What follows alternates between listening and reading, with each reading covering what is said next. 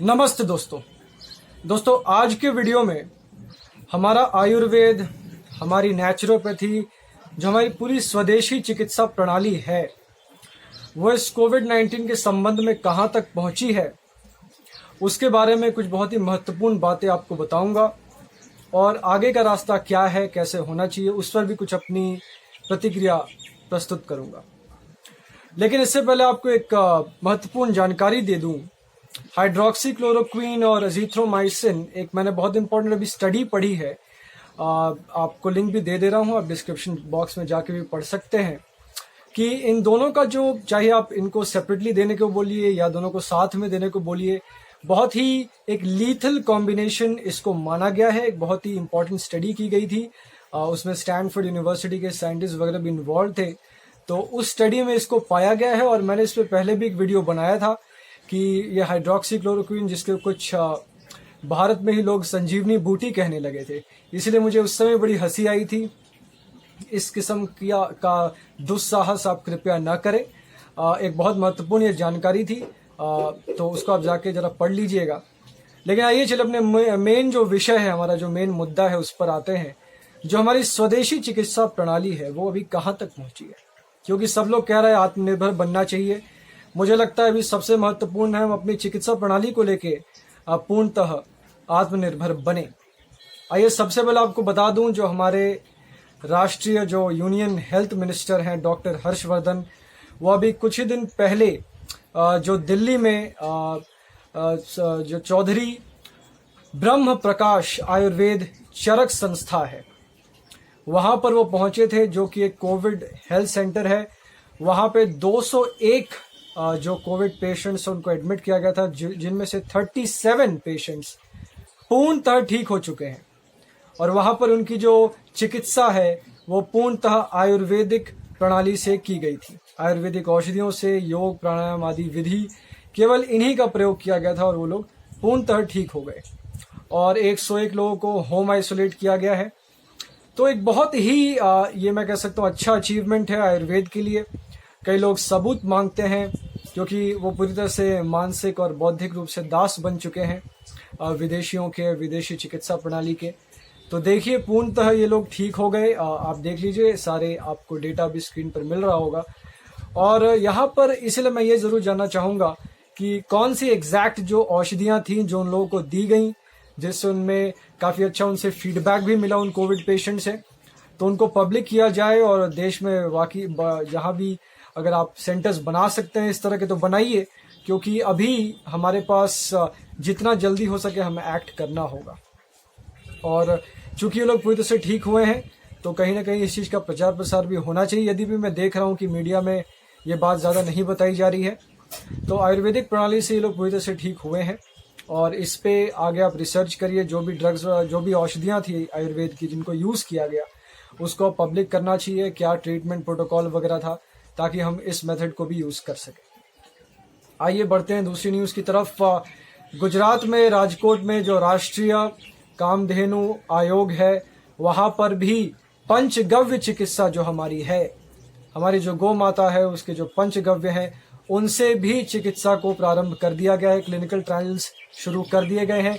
ये भी एक बहुत अच्छी खबर है हमारी स्वदेशी चिकित्सा प्रणाली के लिए, उसको भी आगे बढ़ाना चाहिए।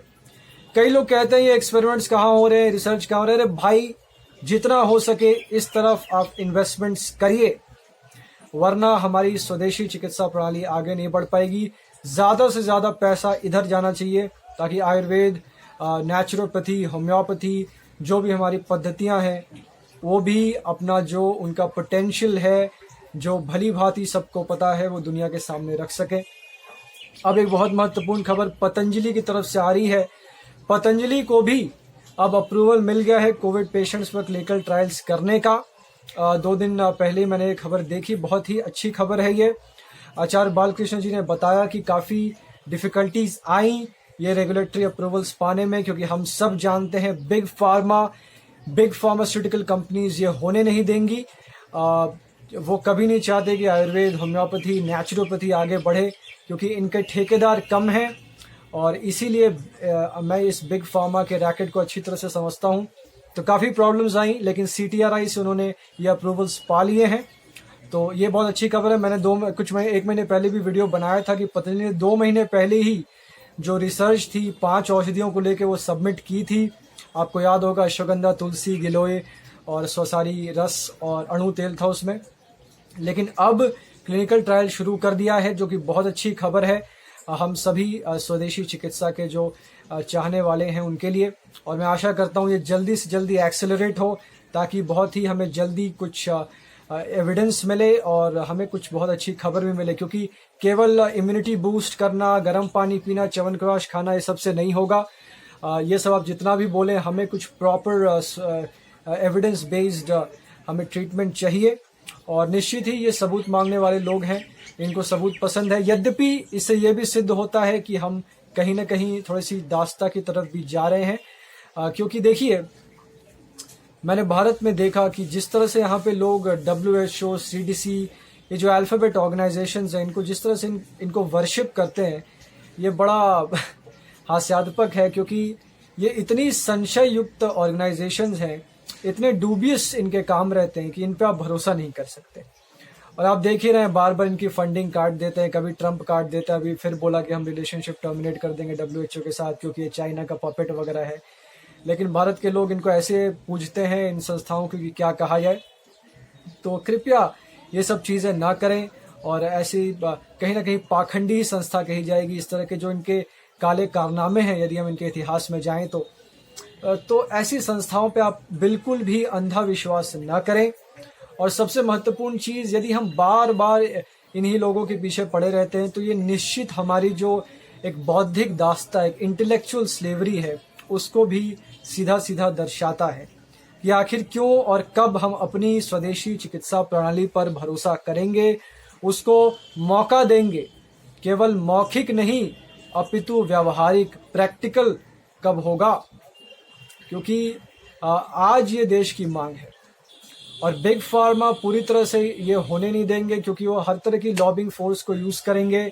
आप देखते ही हैं मीडिया में जब भी आयुर्वेद की बात होती है तो बेइज्जती शुरू कर देते हैं, गौमूत्र, गोबर की बात करने लगते हैं। पंचगव्य के अर्थ इनको कतई नहीं पता होगा, पंचगव्य है क्या। ना ये हमारी ऋषि मुनियों की परंपरा को, आयुर्वेद की महान परंपरा को समझते हैं, लेकिन ये तुरंत ही मजाक बनाना शुरू कर देते हैं। कोई होम्योपैथी कुछ करेगा, उसको स्यूडो साइंस कहने लगेंगे। नेचुरोपैथी कहेगा फूड इज मेडिसिन, उसको स्यूडो साइंस कहने लगेंगे। क्योंकि भैया गिलोय का, केले का, संतरे का कोई ठेकेदार तो है नहीं, लेकिन तुम्हारे पिल्स का ठेकेदार बहुत सारे हैं। तो ये एजेंडा तो अभी चलता रहेगा, लेकिन इसके बावजूद हमें लड़ते रहना है। आयुर्वेद इस तरह से प्रगति कर रहा है, बहुत अच्छी बात है। इसी बीच डॉक्टर विश्वरूप रॉय चौधरी ने भी बताया कि 2 पेशेंट्स उन्होंने भी अपने 3 स्टेप डाइट से ठीक कर दिए हैं। तो उस पर भी सरकार को ध्यान देना चाहिए, वो निरंतर कह रहे हैं। और इस पर यदि हम ध्यान नहीं देते तो ये बहुत चिंता का विषय है। और एक व्यक्ति लगातार कह रहा है इस तरह से, और मुझे लगता है कि इस तरह के स्टेप्स हमें लेने चाहिए। क्योंकि देखिए 80% से ज़्यादा cases around that range asymptomatic है या माइल्डली सिम्प्टोमेटिक है, मॉडरेटली सिम्प्टोमेटिक है। इसके लिए आप हॉस्पिटल्स को स्टॉकअप नहीं कर सकते। तो ये भी बहुत ज़रूरी है कि हम ऐसी चिकित्सा प्रणाली को सबके लिए अवेलेबल कराएं, क्योंकि यही हमारे पास सबसे बड़ा मौका है। यद्यपि जो इम्यूनिटी बूस्टिंग वगैरह की चीज़ें हैं उस पर तो अत्यंत चर्चा अभी तक हो चुकी है, लेकिन अब ज़रूरी है कुछ सीधे सीधे धरातल पर करना। बहुत हुआ इन विदेशी अल्फ़ाबेट ऑर्गेनाइजेशंस की गुलामी, इनके तरीके, इनके नए नए जो एजेंडास चलते हैं। अब इससे कहीं ना कहीं हमें मुक्ति चाहिए, और ये सबसे बड़ा मौका है हमारे पास इस चीज़ को सिद्ध करने का। और आने वाले समय में देखते हैं क्या होता है, लेकिन आयुर्वेद को इसमें सबसे बड़ा रोल प्ले करना होगा, अन्यथा सिर्फ मौखिक ही रह जाएगा।